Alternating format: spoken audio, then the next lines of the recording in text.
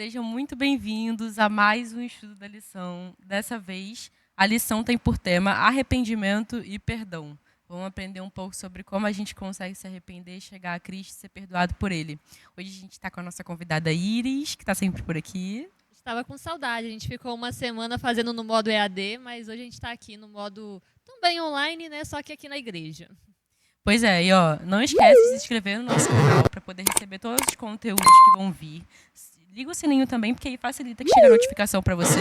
Mas a gente também tem redes sociais, @adventistas_caxambi. Segue a gente no Instagram também para poder ver cortes, ver conteúdos que vão entrar por lá. Vamos lá? Lição de sábado traz o nosso verso para memorizar, que está em 1 João 1,9, que diz: Se confessarmos os nossos pecados, Ele é fiel e justo para nos perdoar os pecados e nos purificar de toda a injustiça. O que esse verso quer dizer para a gente, Iris? Você pode falar um pouquinho? É curioso, né, que o Senhor, a gente vê na Bíblia, né, mostra como o pecado entrou no mundo, como ele tem acontecido já há milhares e milhares de anos. Mas também nos mostra qual é a solução para o pecado, que é o quê? Você se arrepender, você mostrar que aquilo que afeta o Senhor também te afeta, também deve te causar tristeza. Porque é isso, o pecado é a transgressão da lei, a gente estava estudando isso na lição passada, só recapitulando um pouco. Então precisamos nos achegar a esse Deus mais e mais, pedindo perdão dos nossos pecados e assim se arrependendo, sendo pessoas melhores em Cristo Jesus. Amém. E esse verso também, ele mostra muito sobre o caráter de Deus, né? Porque fala assim, se confessarmos os nossos pecados, Ele é fiel e justo. E aí, quando a gente entende um pouco sobre o perdão de Deus, a gente entende o quão amoroso que Ele é e o quão isso faz parte do caráter dele, né? A gente erra, faz besteira, e várias vezes, né? Mas ele é fiel e justo. Então, tipo assim, isso diz muito do caráter dele, muito mais do que do nosso, né? A gente se arrepende, né? E isso é bom para nossa personalidade, pra gente, mas eu acho que Deus, ele é muito mais sábio, muito mais inteligente e muito mais avançado que a gente, né? Porque não é fácil você perdoar alguém que está errando o tempo inteiro, que está, enfim, sendo uma pessoa ruim, mas quando ela se arrepende, Deus imediatamente perdoa, né? Então isso diz muito sobre o quão fiel e justo ele realmente é. E a lição de sábado vai falar do momento ali, né, que o povo estava ali indo, né, caminhando para a terra prometida, mas eles ficaram muito inquietos e impacientes, né? Aqui vai dizer na lição, né, que eles desobedeceram ao Senhor. Eles fizeram ali, né, chegaram junto de Arão e pediram para que ele fizesse um Deus palpável, um Deus que eles pudessem ver, já que aquele Deus que Moisés estava conversando no monte, eles não estavam vendo. Então, achavam até que Moisés poderia até ter sido já fumegado, porque Moisés não voltava, e aí eles estavam com pressa de sair logo ali, né, da escravidão do Egito. E Êxodo 32 e Êxodo 34 mostra essa história triste de desobediência do povo. O povo não confiou na provisão, na dependência que eles deveriam ter em Deus e confiaram em um objeto. Buscaram confiar mais no objeto do que no Deus verdadeiro, no Deus que ia levar eles para onde leva, né, mana, leite e mel. Exato, e eu acho que o erro do povo, a gente tem esse costume, a gente até comentou isso em lição, a gente olha muito para trás e fala assim, ah, mas aquele povo era muito rebelde, nossa, fazia muita coisa errada e tal, e Deus estava ali com eles e eles não reconheciam. Mas às vezes a gente hoje também comete erros parecidos, né? A gente não constrói exatamente estátuas para poder adorar, mas uma vez eu li um livro chamado Deuses Falsos, que fala justamente sobre isso, quanto que a gente coloca coisas na nossa vida como prioridades que acabam virando deuses também. Então esse erro do povo também é um erro que a gente comete hoje, mas graças à fidelidade de Deus, à justiça de Deus, a gente pode se arrepender e a gente pode chegar para os caminhos dele, assim como era com o povo de Israel, né? Um povo que pecava, que era ruim, né, com Deus, mas Deus, através de aliança, perdoava, né, o povo quando eles se arrependiam. O povo era muito idólatra e hoje a idolatria mudou. Ela não é mais talvez um bezerro de ouro, assim, deuses falsos que o povo queria confiar, queria acreditar, mas que nada podiam fazer por eles porque eles nem existiam para começo de história. Então a idolatria hoje pode se dar de diversas formas. Ela mudou a roupagem dela, mas ela não deixou de existir. E não pode existir espaço no nosso coração para idolatria, para adorar aquilo que não tem valor, aquilo que não nos salva, aquilo que não nos redime, não nos purifica, não nos limpa de dentro para fora. Então a lição vai terminar dizendo assim: sim, pecamos, mas graças à cruz e ao plano da salvação, o perdão está sempre disponível ao pecador sincero que confessa e se arrepende. Pois é, e aí às vezes a gente ouve muito das pessoas que ainda não estão na igreja, né? Que elas falam assim: ah, eu quero consertar isso aqui na minha vida antes de voltar para a igreja, porque eu me sinto muito pecador, eu sinto que eu faço muita coisa errada. E aqui a lição vai falar um pouco sobre o quanto que Deus é perdoador e você não precisa se achar a pessoa mais santa do mundo para poder entrar para a igreja, justamente o contrário, né? Você se achega a Deus, se arrepende e Ele vai te perdoar. Então você pode se achegar a esse Deus, não precisa se sentir um grande pecador e por isso você não pode estar perto de Deus, porque justamente Deus veio para salvar pecadores, né?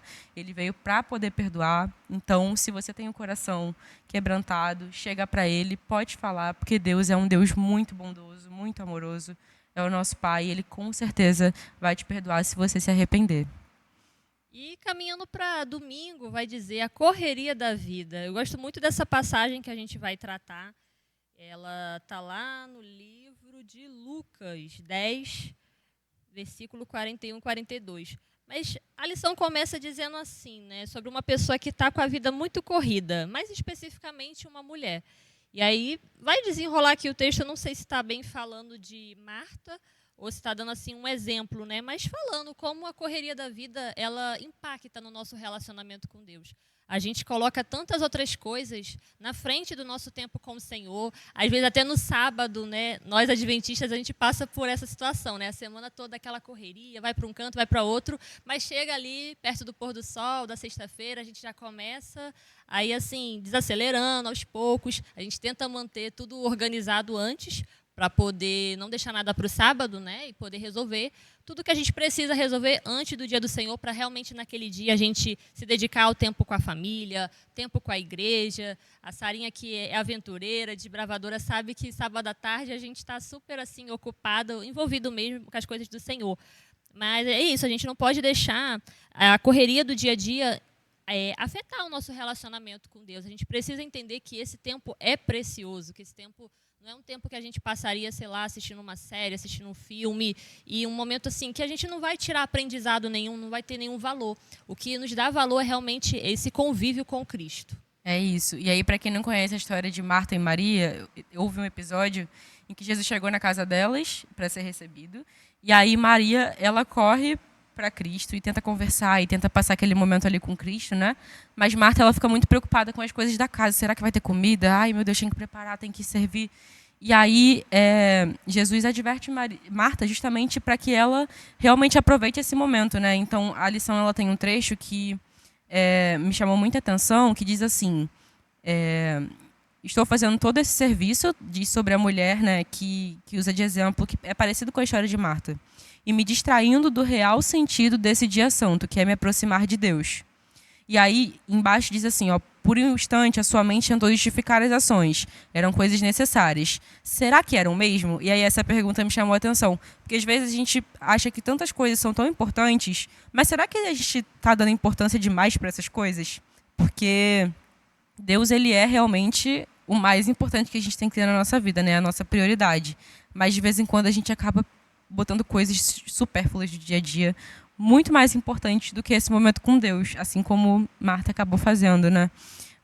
Mas a gente precisa entender que nem todas as coisas são tão importantes assim quanto a gente acha que realmente são, e que se Deus estiver na nossa vida, todas as coisas serão acrescentadas, né? Então a gente não precisa se preocupar tanto assim com os afazeres do dia a dia. Esse momento com Deus justamente é um momento de descanso, de tranquilidade, e não serve só para o sábado, serve para tudo, né? Realmente Deus ser a prioridade da nossa rotina, do nosso dia a dia. Ele é o dono do tempo e a gente vai passar uma eternidade com Ele pela fé, com Cristo Jesus, com outras pessoas também que nós amamos no céu. Então a gente precisa já começar a ir trabalhando esse tempo aqui na Terra, porque a eternidade vai ser isso, vai ser ver lá os relatos bíblicos, poder conhecer os personagens bíblicos que a gente gosta, que a gente olha a história e fica surpresa com o que Deus fez na vida deles. Então assim, a gente precisa já ir cultivando isso hoje, no presente, a eternidade no nosso coração, né? Colocar a eternidade no nosso coração, de pensar que aqui é uma preparação, né? O céu é aqui, se aqui Jesus está, como diz a música. Então a gente precisa realmente ter esse pensamento nas coisas do alto. A Bíblia vai dizer isso, que a gente tem que ter o pensamento nas coisas celestiais e menos nas coisas dessa terra que são perecíveis, que vão acabar um dia. Exato, e assim, as coisas dessa terra, elas acabam trazendo muitas consequências pra gente. E nem sempre essas consequências são tão boas assim, né? Por exemplo, quando a gente fica muito atolado com o trabalho e acaba não dando tanto assim atenção às coisas de Deus, a gente acaba se sentindo frustrado, a gente se decepciona, ou então se a gente coloca nossas expectativas todas numa pessoa, né? Por exemplo, a gente acaba, enfim, se frustrando com ela, e se ela tiver feito alguma coisa ruim, a gente vai ser afetado por conta disso. Mas com Deus não, com Deus a coisa é bem diferente, né? Por isso que ele fala que o fardo é leve. Deus, ele nunca vai te decepcionar, Deus vai estar sempre lá. Deus nunca vai te abandonar, né? Ele fala, inclusive, que se seu pai e sua mãe te abandonarem, as pessoas que aqui da Terra, né, que mais gostam de você teoricamente, te abandonarem, eu ainda vou estar lá. Então, Deus, ele é essa pessoa que a gente pode confiar tranquilamente, pode colocar ele como prioridade na nossa vida, porque a gente sabe e confia que ele vai estar sempre ali, que ele vai estar sempre nos ajudando a passar por todas as situações, né? E no final da lição vai dizer assim: o propósito desse relato não é definir o que deveria ou não fazer no sábado, é lembrar por que precisamos identificar o que enfraquece ou desgasta o nosso relacionamento com Deus. Quando o coração sente dor de pecado e da separação e clamamos a Ele, Jesus está muito perto. Em suas mãos manchadas de sangue, Ele segura vestes brancas. Vê nossas lágrimas de arrependimento e remove nossas roupas imundas. Em seguida, nos envolve com suas vestes puras de justiça, que cobrem nosso pecado confessado, completa e perfeitamente. Podemos levar nossas vestes em seu sangue. Então, entrega seu coração a Deus, confia, pode chegar para Ele, como a gente falou aqui, pode se arrepender, porque você pode ter certeza que Ele vai te acolher. E aí, como fala aqui na lição, Ele troca as nossas vestes, né? Isso é muito representativo, né? As vestes na Bíblia, a gente vai falar mais especificamente nas próximas lições, mas é literalmente, Ele tira o que há de velho em você, o que há de ruim, o que você fez de errado, e Ele te cobre de volta. E aí tem uma passagem, uma analogia bíblica que fala que Deus joga nossos pecados lá no fundo do mar e se esquece deles. Então, seja sincero com Deus, porque Ele vai te perdoar, né? Sim, vamos pulando para a lição de segunda, vai dizer a convicção do Espírito Santo. O Espírito Santo é o maior agente para a gente se arrepender. Na verdade, o arrependimento ele não vem da gente mesmo. Vocês podem perceber que ele nunca vai partir da gente mesmo, né? Vai sempre vir do Espírito Santo, porque é ele que convence da justiça, do pecado, do juízo, como a Bíblia diz.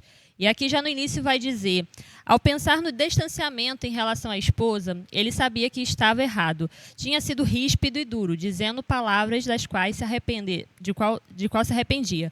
Logo em seguida veio o pensamento: mas ela não mereceu ao menos um pouco? Isso acontece muito com a gente quer muito justificar nossos erros, justificar nosso pecado. Ah, eu fiz isso, mas porque a pessoa começou primeiro. Acaba virando até uma coisa meio infantil. Quando a gente era criança, às vezes algum coleguinha mexia com a gente, aí a gente ia lá e retrucava. Aí ficava nessa desculpa: ah, mas foi ele que começou, então não estou tão errado assim, porque foi ele que começou primeiro. Mas não é quem começou primeiro, é como está a nossa relação frente às coisas que acontecem na nossa vida. Como é que a gente tem agido, né? Se a gente tem sido deixado levar mais por esse momento de impulso, por esse momento de querer também bater de frente, ou estamos sendo guiados pelo Espírito de Deus, sendo pessoas mansas, pessoas calmas, pessoas que entendem, né, que a calma e que a pureza do Senhor tem que habitar no nosso coração. Exato, é difícil, né? A gente acaba tendo o ego ferido quando a gente reconhece um erro. Então é muito mais fácil você terceirizar, né? Tipo, foi culpa dele, acho que eu fui grossa, mas tudo bem, ela fez alguma coisa para eu ser grossa, sabe? Então, quando você terceiriza a culpa, você não admite seu erro. E é aí que está o perigo, né? porque Deus só perdoa a gente se a gente realmente se arrepender. E aí, se a gente fica deixando a culpa para outra pessoa e tá trazendo justificativas para o nosso erro, a gente acaba não se arrependendo. E aí a gente não ouve a voz do Espírito Santo, que está aqui para poder nos convencer. Então isso é muito, muito perigoso, porque assumir o erro é o primeiro passo para você ter o perdão de Deus. Ele não vai te perdoar se você não quer o perdão. Então é bem importante que você erre, mas você fale assim, errei. E aí, como é que você sabe que você errou? A partir da Bíblia. A Bíblia fala pra gente qual que é o caminho certo, e tudo que está fora dessas instruções é o caminho errado, e não existe justificativa, né, para esse erro. E assim como a gente fica colocando desculpas na nossa relação com o próximo, a gente também coloca isso com Deus. Então a gente nunca assume o nosso erro e assim nunca vai ter o quê? Mudança. E o arrependimento sincero, o arrependimento verdadeiro, ele gera mudança. Não é apenas pedir desculpa e dizer, ai, Senhor, me arrependo, porque o Senhor quer que eu fale que eu me arrependo, então eu vou me arrepender. Não, é realmente buscar querer mudar. Entender que o pecado causa separação entre o ser humano e Deus. Com o pecado, a nossa relação com Deus vai sempre ser prejudicada, porque não tem como Deus habitar com o pecado ali, ele não vai apoiar o nosso pecado. Ele ama o pecador, mas ele não ama as nossas atitudes ruins, as nossas palavras que ferem o próximo, que ferem a ele. Então, lá em Oséias capítulo 6, vou ver se eu dou uma lidinha, porque é bem importante assim, a gente ter em mente o que o arrependimento ele trata, assim, né? Ele distancia a gente de Deus, né? Esse distanciamento, na verdade, ele é gradual, ele vai ficando cada vez maior. Então, se você peca uma vez, se arrepende, Deus perdoa. Mas se você continua pecando, dando justificativa, enfim, não reconhecendo o seu próprio erro, cada vez que você peca, você vai pecando mais e mais e vai começando a achar aquilo certo. E aí você transgride uma lei que é justamente ter respeito ao Espírito Santo e ouvir a voz do Espírito Santo, né? A Bíblia fala sobre o pecado imperdoável, que é a blasfêmia contra o Espírito Santo, mas nada mais é do que você não ouvir a voz do Espírito Santo, continuar no seu erro sem pedir perdão, achando que está certo, e aí você acaba não sendo salvo. E é justamente o contrário do que Deus quer pra gente, né? O capítulo 6 é um pouco longo, então eu vou ler aqui o início dele. Capítulo 6, versículo 1. Venham e voltemos para o Senhor, porque Ele nos despedaçou, mas vai nos curar. Ele nos feriu, mas vai atar as feridas. Depois de 2 dias, nos dará vida. Ao 3º dia, nos ressuscitará e viveremos diante dele. Conheçamos e prossigamos em conhecer o Senhor. Como o amanhecer, a sua vinda é certa. Ele descerá sobre nós como a chuva, como chuva fora da época, que rega a terra. Então vai dizer, né, que a gente precisa realmente se achegar a esse Deus que busca que a gente conheça Ele mais e mais e se arrependa também, porque quanto mais a gente conhece Ele, mais a gente vai percebendo a nossa imundície, a nossa sujeira, porque a gente vai ficando constrangido, como esse Deus tão maravilhoso tem interesse em mim, que sou tão pecadora, que sou tão falha, que fico pedindo perdão, mas fico caindo no mesmo erro de novo e vou ali tentando, porque essa é a vida do cristão, é sempre cair, levantar, até Jesus voltar e nos tirar desse cai e sobe, né, que a gente vive pela nossa natureza dupla, né, de natureza pecaminosa e natureza espiritual, quando a gente se converte e conhece a Cristo verdadeiramente. Então, que a gente possa ter cada dia mais o Espírito Santo nos auxiliando, porque Ele que vai nos mostrar aonde a gente está errando, aquilo que precisa ser mudado, aquilo que precisa ser retirado totalmente da nossa vida, porque não vai nos levar para o caminho que o Senhor quer que a gente trilhe.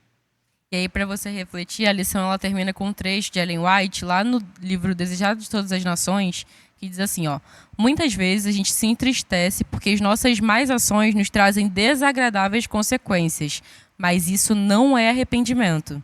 A verdadeira tristeza pelo pecado é o resultado da ação do Espírito Santo. Esse revela a ingratidão da alma que menosprezou e ofendeu o Salvador, levando-nos contritos ao pé da cruz. Jesus, ferido novamente por todos os pecados. Choramos pelas transgressões que lhes trouxeram angústia, tal pranto levará à renúncia do pecado.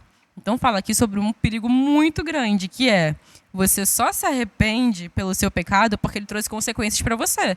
Então, por exemplo, você mentiu para alguém, a pessoa descobriu, nossa, deu um caos, bafafá. Caramba, não devia ter feito isso. Mas você não está arrependido pelo que você fez, você está arrependido pelas consequências que aquilo te gerou.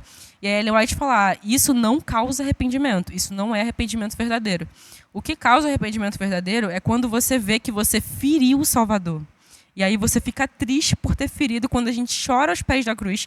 E esse é o verdadeiro arrependimento. Então a gente precisa ter muito cuidado para não cair nessa. Por que você não está pecando ou por que você está se arrependendo? Só porque o pecado gerou consequências para a sua vida, te afetou de alguma forma, só porque você foi descoberto? Tem que colocar na balança e entender que você só se arrepende quando você entende que você está fazendo Jesus, o Pai, ficar triste. Quando você fere o Salvador, porque ele é ferido quando a gente peca, né?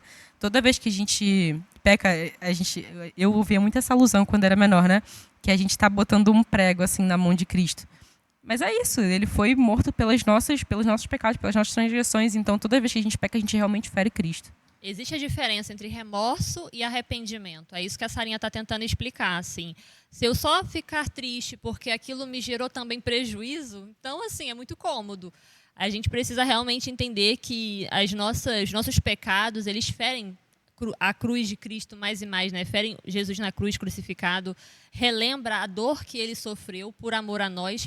E qual é a nossa mudança frente a isso, né? O que a gente pensa, o que a gente vai agir daqui para frente, que a gente entende que o Salvador morreu pela nossa vida, morreu pelos nossos pecados, para pagar os pecados de toda uma humanidade, e a gente continua ali caindo no mesmo erro, batendo na mesma tecla, que só vai ferir mais e mais o Salvador.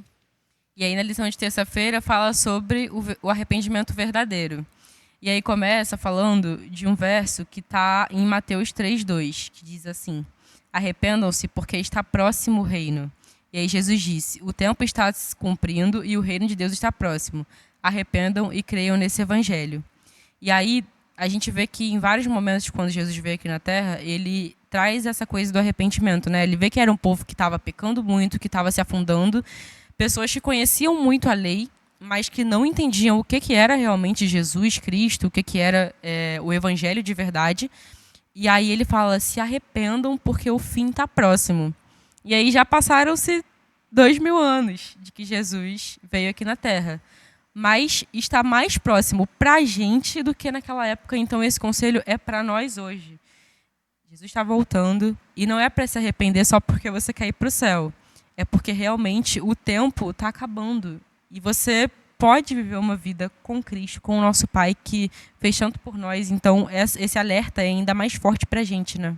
João Batista, Jesus, eles pregavam, eles batiam muito nessa tecla do arrependimento. Até a lição vai dizer aqui no final, esse chamado arrependimento pela proximidade do reino dos céus é relevante para nós hoje? E com certeza, principalmente para nós hoje, porque a gente está mais perto de Jesus voltar. Então, assim, esse momento de arrependimento é o que vai nos manter também firmes até o fim com Cristo, porque virão momentos que nós vamos cair sim, não tem como evitar que em algum momento essa queda aconteça. Mas se a gente está com o coração assim humilde para reconhecer nossos erros e mudar e pedir perdão e se arrepender, aí tudo vai ficando mais leve, porque o Senhor Jesus vai carregando esses fardos pesados ali também na sua vida. Pois é. E aí a lição ela também vem falar que a bondade e a paciência de Deus levam a gente a se arrepender. E aí traz um verso que está lá em Romanos 2, verso 4, que diz assim: ou será que você despreza a riqueza da bondade, da tolerância e da paciência de Deus, ignorando que a bondade de Deus é que leva você ao arrependimento? Isso é muito forte, porque quando a gente olha para Cristo, a gente vê o quão perfeito que ele é, o quão ele passou por tantas coisas aqui nessa terra de sofrimento que a gente não passa, que a gente nunca passou. E o quanto que ele foi forte, foi bondoso, foi misericordioso com as pessoas que estavam olhando em torno dele, foi sábio. Então, é a bondade de Deus que nos mostra qual que é o ideal a ser seguido e que mostra pra gente o quanto que a gente está pecando e o quanto que a gente está decepcionando Deus de uma forma muito forte, né? Com todas as nossas transgressões, com todos os nossos pecados, a nossa ingratidão. E aí a bondade de Deus é realmente quem nos faz se arrepender. E em Atos 3, versículos 18 e 19 vai dizer assim: mas Deus assim cumpriu o que tinha anunciado anteriormente, pela boca de todos os profetas, que o seu Cristo havia de padecer. Portanto, arrependam-se e se convertam, para que sejam cancelados os seus pecados. Então, aqui a gente vê duas coisas maravilhosas. Primeiro, falando que Cristo viria a padecer, e eu digo maravilhosa no sentido que ele nos salvou do peso do pecado. Isso é maravilhoso, por mais que tenha causado tamanha dor para Deus, para Cristo. E a segunda notícia maravilhosa que a gente precisa cada dia mais trabalhar na nossa mente, na nossa vida, é a questão do arrependimento, da verdadeira conversão. Muitas das pessoas chegam a Cristo querendo os milagres, querendo assim as coisas boas que a gente vai receber, assim, os presentes do Senhor que o Senhor tem para nos dar, mas elas não querem de fato mudarem, de fato se converterem. O que é a conversão? É a mudança de vida, a mudança de estilo de vida. É ter realmente os pecados cancelados. Quando a gente se arrepende verdadeiramente, o Senhor joga o nosso pecado no mar do esquecimento e é como se a gente nunca tivesse pecado, porque Ele esqueceu. Ele não tem lembrança daquilo. E assim, precisamos ser assim, buscar esse arrependimento todos os dias.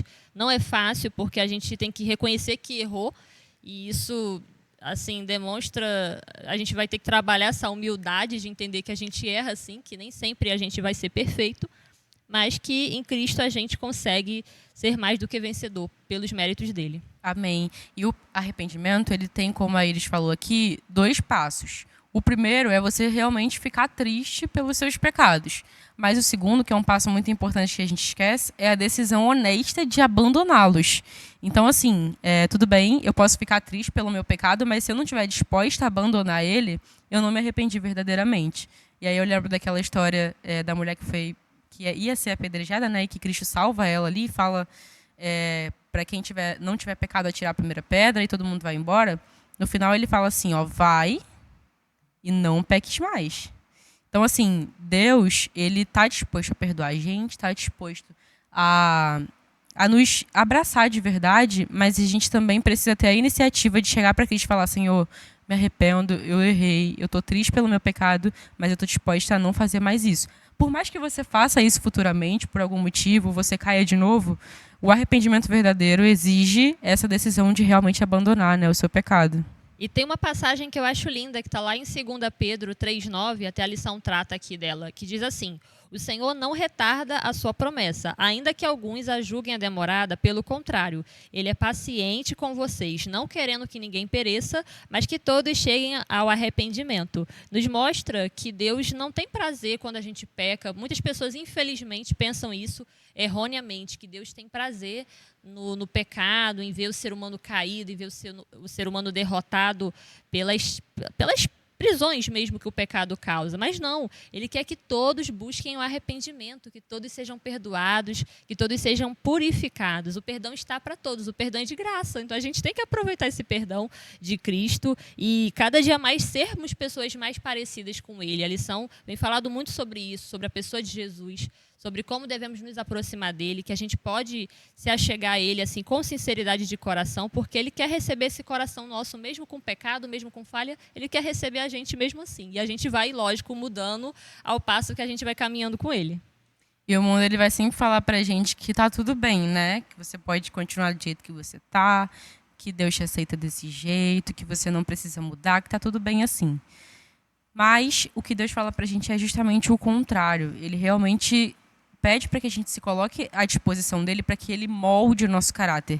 E aí a gente usa muito a analogia do vaso, né, de quebrar realmente e construir de novo. Então, com Cristo, a gente vai se arrependendo, vai se quebrando, vai desfazendo o nosso ego e o nosso eu, para que ele realmente nos molde e que ele apareça muito mais que nós.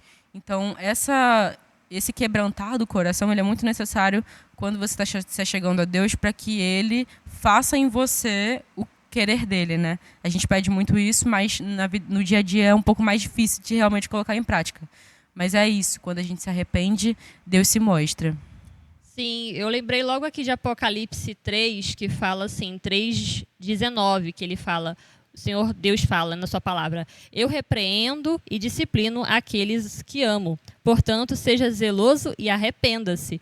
Então mostra que o Senhor também, quando Ele chama a nossa atenção, o Espírito Santo mostra ali o que a gente está errando, é por amor. Não é para poder nos colocar numa situação de humilhação, de querer assim comemorar em cima da nossa desgraça, mas é realmente por Ele nos amar tanto. Ele vai fazer de tudo para trazer a gente para o caminho dele, para o caminho de volta para casa. Então, essa passagem, eu acho ela muito linda, que está lá em Apocalipse 3,19, porque nos lembra que o Senhor tem amor em disciplinar. Ele quer disciplinar pelo nosso bem, que é o nosso arrependimento sincero. E aí, a lição de quarta-feira, o tema é graça suficiente. E aí a gente fala assim, ó, logo no início: quando sentimos o peso do pecado e permitimos que o Espírito Santo nos leve ao pé da cruz, a gente deve pedir perdão a Deus, certos de que o Senhor é compassivo e bondoso, tardio em irar-se e rico em bondade. E aí está em Salmos 103, verso 8. Na minha versão diz isso também. O Senhor é compassivo e bondoso, tardio em irar-se. E esse tardio em irar-se é muito curioso, porque não fala que Deus não vai se irar, né? Porque ele se ira, mas ele é muito mais tardio em irar-se e muito mais rico em perdoar. Então Deus perdoa e é bondoso muito mais do que ele se ira. E isso diz sobre o caráter dele, mais uma vez, de que ele realmente pode nos perdoar muito mais do que ele pode se irar com a gente. Então, Deus, ele tem a tendência em perdoar. Sim, é isso que demonstra que Deus nos ama, porque o perdão, ele é amar. Os nossos pais mesmo, né, quando a gente erra, por mais que a gente, em alguns momentos, vai irritar eles, vai entristecer eles, mas eles não nos deixam de amar. Mesmo a gente tendo atitudes, às vezes, que outra pessoa de fora largaria a mão. E Deus não, Deus é aquele que não larga a nossa mão, mesmo quando a gente está ali pecando, errando. Em Êxodo 34, a passagem que eu estou aqui quase achando, já achei, vai dizer das tábuas da lei, dos 10 mandamentos. Aí começa assim: então o Senhor disse a Moisés: corte 2 tábuas de pedra como as primeiras, e eu escreverei nelas as mesmas palavras que estavam nas primeiras tábuas que você quebrou. E prepare-se para amanhã, para que você suba pela manhã ao Monte Sinai e se apresente ali diante de mim, no alto do monte. Ninguém deverá subir com você, ninguém deverá aparecer em todo o monte, nem ainda as ovelhas nem gado devem ser apacentados diante dele. Então Moisés cortou as 2 tábuas de pedra, como as primeiras, e levantando-se de madrugada, subiu ao Monte Sinai, como o Senhor lhe havia ordenado, levando nas mãos as 2 tábuas de pedra. O Senhor desceu na nuvem e esteve ali junto de Moisés, e proclamou o nome do Senhor. O Senhor passou diante de Moisés e proclamou: o Senhor, Deus compassivo e bondoso, tardio em irar-se e grande misericórdia e fidelidade, que guarda a misericórdia em 1000 gerações, que perdoa a maldade, ainda que não inocenta o culpado, e visita a iniquidade dos pais nos filhos, e nos filhos dos filhos até a 3ª e 4ª geração. E imediatamente Moisés curvou-se para a terra, adorou o Senhor e disse: Senhor, se agora alcancei favor diante de ti, continua no meio de nós, porque este povo é teimoso. Perdoa a nossa iniquidade e o nosso pecado e toma-nos por herança. E o versículo 10, último versículo: então o Senhor disse: eis que faço uma aliança. Diante de todo o povo farei maravilhas que nunca foram feitas em toda a terra, nem entre nação alguma, de maneira que todo este povo em cujo meio você está veja a obra do Senhor, porque coisa terrível é o que faço com você. Então vai dizer aqui do momento que o Senhor se achegou a Moisés para poder fazer essa aliança, que ele cuidaria do povo, que ele estaria ali pelo povo. A gente sabe que o povo deu umas desandadas aí no meio do caminho, mas o Senhor sempre se mostrando fiel, fiel para perdoar, fiel para proteger, para prover provisões que o povo ia necessitar. Então isso mostra, né, assim como ele fez uma aliança com o povo no passado, a gente tem uma aliança com ele hoje, da gente buscar ser fiel a ele em todos os momentos, em todas as áreas da nossa vida, buscar se arrepender verdadeiramente, genuinamente, para que a gente alcance cada dia mais misericórdia, assim como Moisés alcançou. A lição fala que a gente não pode ficar longe da cruz, né? Olhando para Deus à distância, como se ele estivesse lá longe e a gente estivesse aqui. Como se a gente realmente não pudesse chegar para ele de pertinho, assim, e ser sincero e colocar nossos pecados aos pés da cruz. E aí fala que, em vez disso, a gente precisa correr até Jesus, trocando nossos pecados e fardos pela sua justiça. Então a gente dá para Cristo, deixa com Cristo nossos pecados e ele dá para a gente a justiça dele. Então Deus ele é tão bom com a gente que ele realmente faz essa troca, né? Então ele convida você a colocar os seus pecados aos pés da cruz. E aí traz alguns versos, né, na lição de quarta-feira, que vão falar sobre a questão do arrependimento e diz: porque o salário do pecado é a morte, mas o dom gratuito de Deus é a vida eterna em Cristo Jesus, o nosso Senhor. Está em Romanos 6:23. Diz também: entretanto, onde foi ressaltado o pecado, transbordou a graça. Eu acho tão lindo esse verso. Sim. Para que, como o pecado reinou na morte, assim a graça reine pela justiça, para conceder vida eterna por meio de Jesus Cristo, nosso Senhor. Então, Jesus, ele faz aonde ressaltou o pecado, aonde abundou o pecado, superabundou a graça. Ou seja, a graça é muito maior do que o pecado, né? Ela está disponível muito mais do que o pecado. Então, se a gente peca, se arrepende, a graça de Deus, ela vem. E aí também tem Romanos 5, verso 8, que diz: meu Deus prova o seu próprio amor para conosco pelo fato de Cristo ter morrido por nós quando ainda éramos pecadores. Então, Cristo ele não se importou com o seu pecado, ele realmente foi lá e se entregou, morreu por você, para que você hoje pudesse ter a opção da salvação. Sim, e a gente vai pular para a lição de quinta-feira, que vai dizer as vestes mais caras. Vai dizer assim no início da lição: roupas elegantes muitas das vezes definem quem é rico pelos padrões do mundo. As pessoas costumam se vestir de determinada maneira para expressar quem são. Mas no céu tudo desaparecerá, exceto nossos relacionamentos. Nossa identidade precisa estar revestida de Jesus e de suas perfeitas vestes de justiça. O que você acha disso, Sarinha? Eu acho que é isso, assim, a lição também traz a questão das vestes, assim como Adão e Eva, né? Adão e Eva eram seres perfeitos, acabaram pecando, né? Deram lugar ali ao pecado, e aí eles se veem sem vestes. E aí Deus vai lá e faz roupas para eles, né? Então essa questão da veste é muito simbólica. Quando a gente realmente deixa nossas vestes para se cobrir com vestes de justiça, a gente dá lugar a uma nova aparência sobre nós mesmos, né? Eu acho que a veste diz muito também sobre a aparência. Então, você, além de se transformar por dentro, você mostra para as pessoas o quão ligado com Deus você está. Quer dizer que você peca pouco, que você é um ser perfeito, de luz? Não, mas é um ser que está arrependido, que está quebrantado e que realmente recebeu a justiça e o perdão de Deus. Eu vejo a situação das vestes também muito como uma situação de identidade, porque a roupa ela mostra muito o que você está pensando naquele dia, o que você quer passar. Quando a gente vai estudar linguagem corporal, fala muito sobre isso também, né? Sobre moda, até sobre moda mesmo a gente pode encaixar esse assunto, que a roupa ela é um pouco de quem você expressa quem você é naquela roupa. Então, vestir as roupas de Jesus é muito simbólico, porque ele foi uma pessoa que passou nessa terra sem erro, sem pecado, e a gente poder se apropriar disso de uma certa forma é uma bênção. Para a gente que é pecador, a gente precisa mais e mais se parecer com Cristo. E por que não usar suas vestes de justiça, suas vestes de luz, para nos purificar, para sermos realmente transformados por esse relacionamento com Cristo? É isso. E aí vai trazer uma parábola que está em Mateus 22, do 1 ao 14, que está bem grande, eu recomendo que você leia aí na sua casa.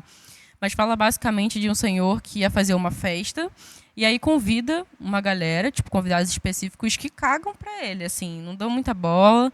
E aí ele vai, toma uma providência e aí manda matar todo mundo.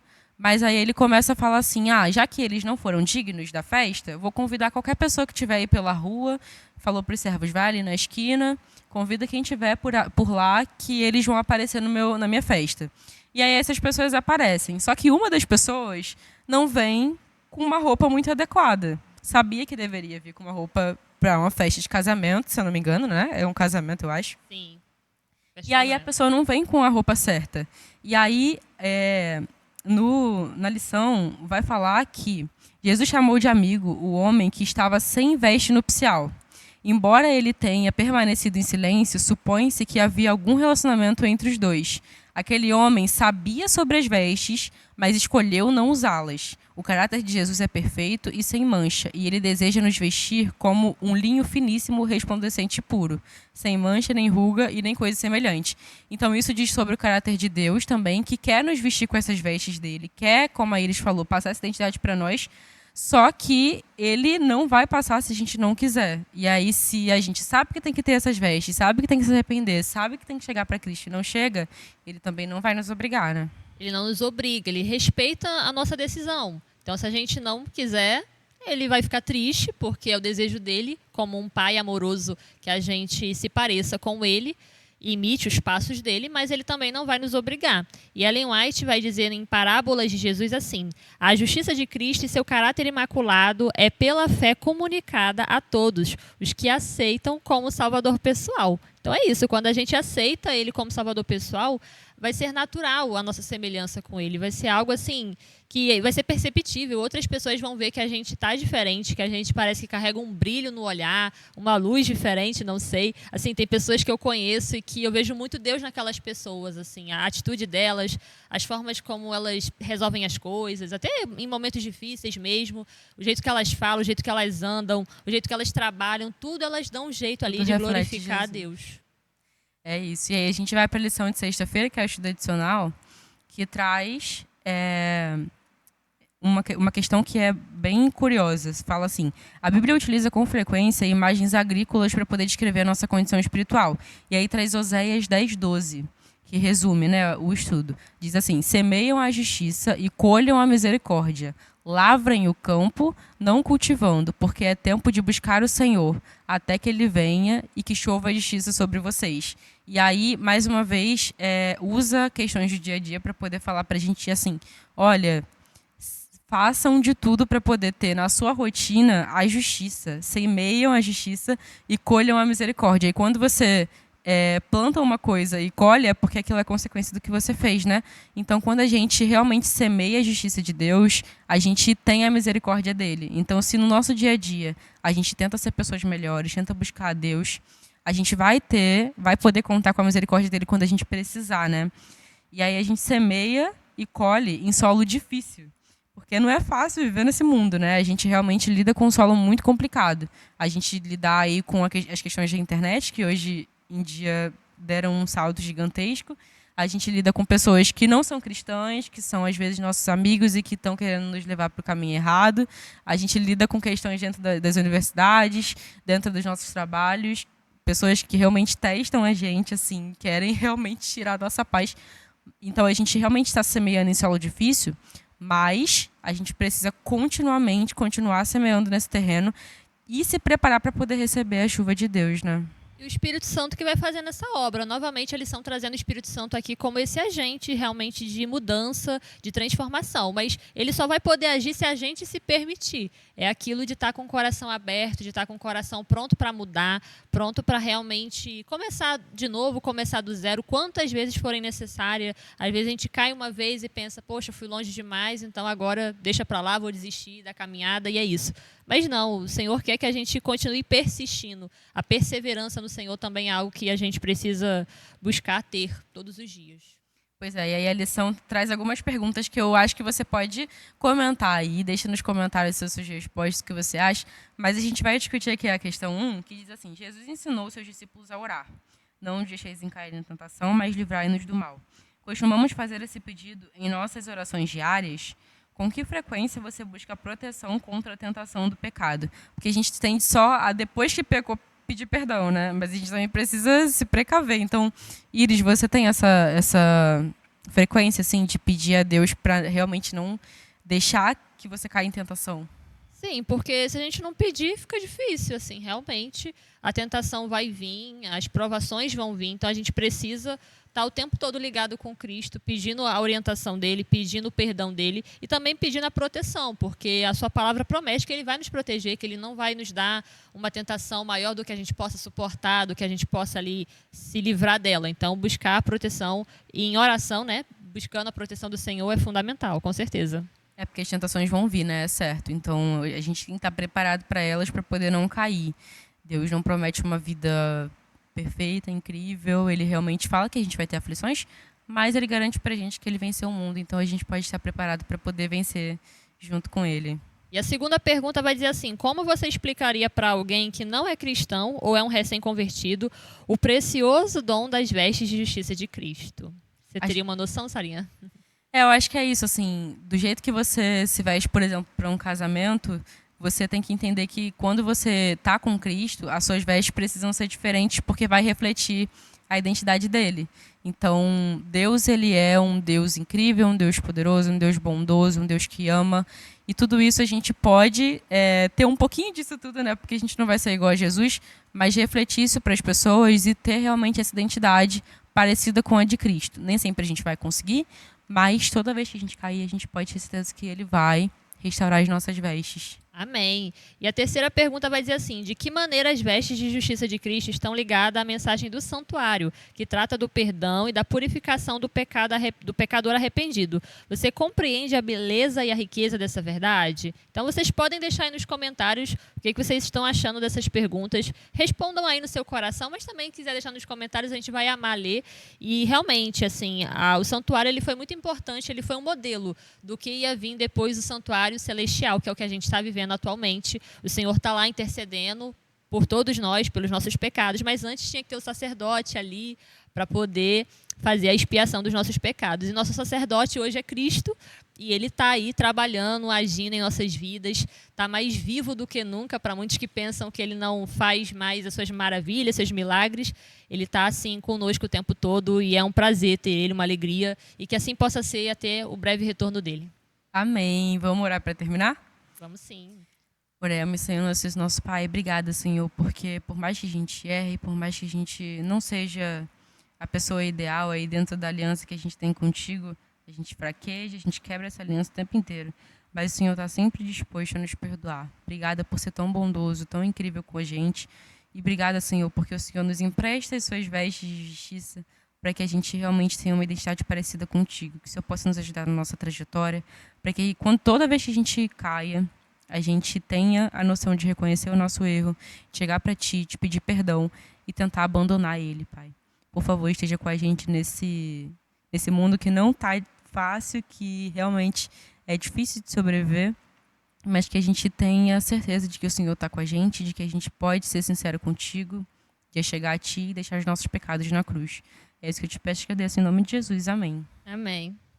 Pessoal, lembrando mais uma vez, se inscreve nas nossas redes sociais, liga o sininho, segue a gente no Instagram, @adventista_caixambi. Fique com a gente para a próxima semana, tá bom? Tchau, tchau. Tchau, tchau.